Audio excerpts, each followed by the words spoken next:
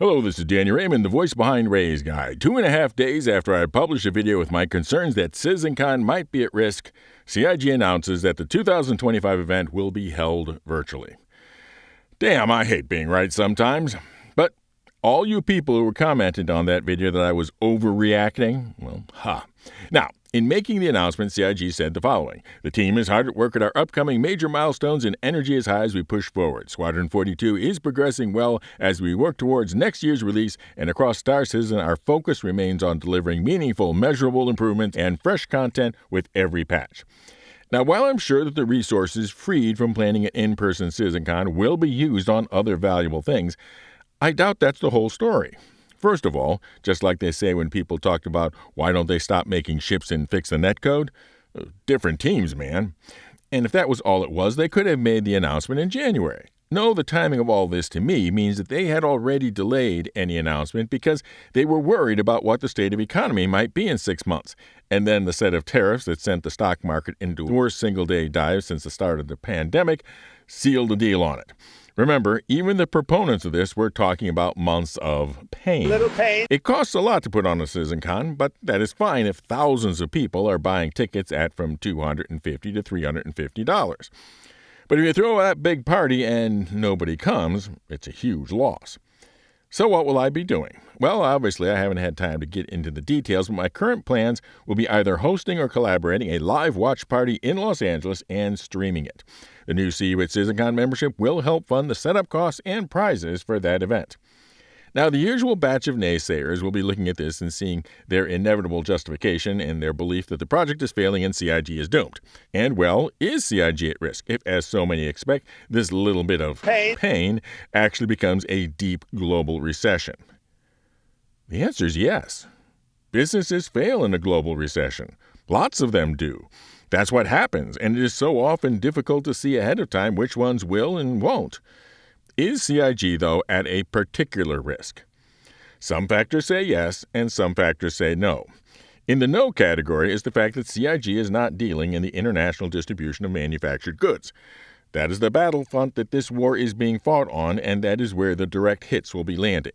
In the yes category is the fact that spaceships in a virtual game world is a completely non-essential purchase. And of course, non-essential purchases are what goes first when consumer confidence evaporates. Or, if they are very lucky, maybe not. CIG did well during the pandemic because people couldn't spend money on travel or theater or dining out and stayed home and played an escapist space game on the computer they already owned. And unless the recession becomes so deep that nobody has any money for recreational spending, then the same pandemic dynamic might apply. Going on vacation might be way more than you can afford, and buying a new graphics card will likely be way more expensive, and buying a new computer will be likely way more expensive as well, and buying a new console or VR headset. But buying a little more software for the computer you already have won't be. And that might be the calculation that sustains CIG. Which segues me to the video that I was planning to make before the Citizencon announcement. What these new tariffs mean to gamers, using a variety of examples. So, first example is the joysticks from VKB that I bought as the prize in the captain's giveaway. Yes, I bought them. This was not donated by VKB.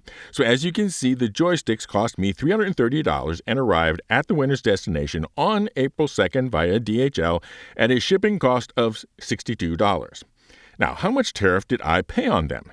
The answer, you might be surprised, is zero, because of something called the de-minimis rule. Packages from China and Hong Kong less than $800 did not need to pay any tariff because when the tariffs were low, it wasn't economical to do the effort to process them. However, in the lesser publicized action on the same day as the tariffs, there was a second presidential order eliminating the de minimis rule on packages from China and Hong Kong. So on May 2nd, when the just-announced tariffs will go into effect, the joysticks would still cost $330, but the shipping would be $245 because it would include the new 34% tariff and the existing 20% tariffs. However, if VKB instead shipped via China Post and the USPS, it would take longer, but the tariff would be only 30% with a maximum of $25, increasing to a minimum of $50 a month later.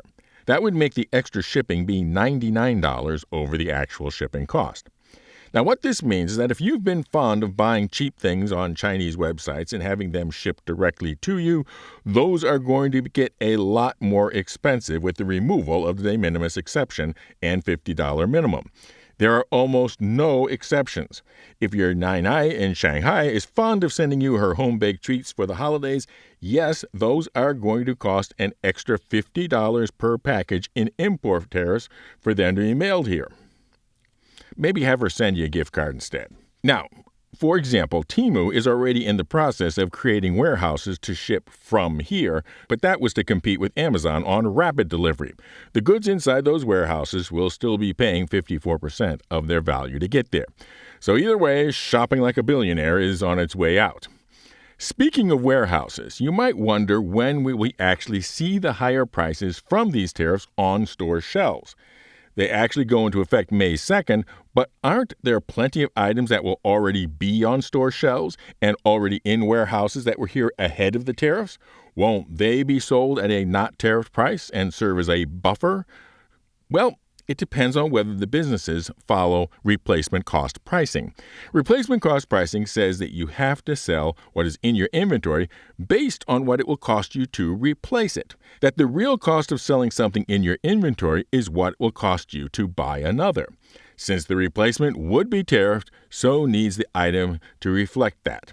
So, some items and businesses, the tariffs may be reflected quite quickly on the shelf price because of replacement cost pricing. But what are the thing that most defines what gamers buy? Games. Well, digitally delivered games, by far the majority now, are not actually products that go through any port of entry. Thus, they are not subject to tariff. Well, good news there.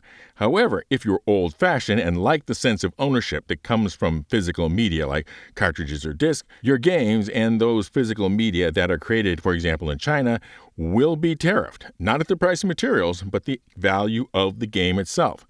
So this may well be the final nail in the coffin of selling games on physical media. So Steam might be pretty much untouched, but the Steam Deck? Well, yes, it's made in China, as well as pretty much every game console, graphics card, motherboard, etc. Although many of the parts going into them are manufactured elsewhere, including sometimes even the USA. The final assembly and final product is typically done in China, and thus the entry of the product into the United States will carry a Chinese tariff of 54%. So let's talk about the benefit that's being touted from this, bringing manufactured jobs to the U.S. And let's return to the joystick. At this point, I'm going to presume that VKB sells enough of them in the U.S. that it's worth spending money to make changes to improve their affordability in the U.S. market. When sales income is tight, as in a recession, that's not an automatic presumption. Now, you can think of a manufactured product as having three parts of its price: components, assembly, and the overhead and profit. So just for round numbers, let's presume that the $165 joystick is $50 components, $50 assembly, and $65 overhead and profit. So the quickest, simplest thing that they could do would be for the company to simply ship all the same components, unassembled, to some person in the U.S. who puts it all together in their workshop. Now the finished joystick would carry an assembled in the USA label, and the finished joystick would not be tariffed. But all the parts would have been tariffed on their way in, so we now have $77 of component cost, perhaps $60 of assembly since there's less economy of scale, and the same $65 in overhead and profit to make the previously $165 joystick $202. But still less than the $254 if the whole $165 joystick was imported and tariffed on the full value. But this $202 joystick would only be sold in the U.S. The rest of the world would obviously still be buying the less expensive joystick made in China. Now, if they wanted to go further to make it economical, they would begin the neither fast nor easy task of finding a genuinely American supplier at a comparable cost to the Chinese supplier for every single one of the components: every spring, cam, bearing, switch, button, screw, frame, and molded plastic part. And then you finally have gotten the components cost back to parity, but you haven't gotten the assembly cost to parity. For that, you would have to build a genuinely American factory. What do I mean by that? Well, it's a myth that the U.S. can't manufacture anything economically. Measured by the total value of the things manufactured, U.S. manufacturing is doing quite well. The thing is that U.S. factories have become very good at building things with little to no people. The common complaint is that all the manufacturing jobs were sent overseas, which is not entirely false, but the largest cause of reduction in U.S. manufacturing labor was automation, not offshoring. The best U.S. auto plants assemble an entire car with less than 20 hours labor total. With so little labor, the fact that they are paid more becomes insignificant. People are thinking that bringing an iPhone or PlayStation manufacturing back to the U.S. would mean that tens of thousands of people used to build them in China would become American manufacturing jobs again. But they wouldn't. They would be creating an American-style, highly automated plants with very few people. But it is expensive to design and install all that automation. It might be worth it for something produced in really mass-market quantities like consoles, tablets, and phones, but for joysticks, it's unlikely. So some of you might think, well, if everything's going to cost more in the U.S., why can't I just travel to another country, buy the things there, and then bring them back in my luggage? Well, maybe, but only if you actually stay a while. If you stay at least 2 days, the $800 de-minimis exception, at least for now, remains. Single-day trips, though, have no exception, and you will have to pay the tariff as you bring it back with you. Since this video has run long, I'll forego my usual review of my giveaways and just say the secret words, the name of the exception that either has or hasn't gone away. Fly safe, keep it real, and I'll see you in the verse. This is Danny Raymond with Ray's Guide.